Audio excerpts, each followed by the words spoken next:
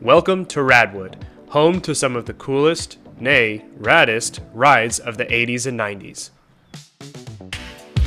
That's rad? Since 2017, Radwood's key differentiator in the car scene wasn't just the cars. It was celebrating all things 80s and 90s, from period-correct clothing, music, and entertainment. And ever since has been the marque for some of the most unique cars from the era. This is the place to bring out the uncommon, the misfits, and the gems of a bygone time. Luckily for me, the gracious hosts let Stella and I, my E38, join the show as she just made the cut with a production date of June 1999. And that's where you join us today. Rolling into Coda, and the sights, or more accurately the smells, immediately tells you the stories of a time before catalytic converters, pop-up headlights, and most importantly, some of the coolest designs in automotive history. Queuing up to get into the show and you get a sense of what's on display. From die-hard Pontiac Fiero fans, to bikers, to funky Japanese K-cars, people were pulling out all the stops. Now this was only my second year attending Radwood, and after this year of prepping Stella for TexFest, we already knew the drill.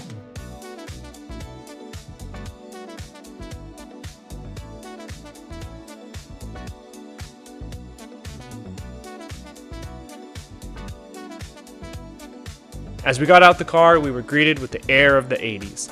Electric music and nylon acrylic costumes filled the audience, and it felt like stepping into a time capsule.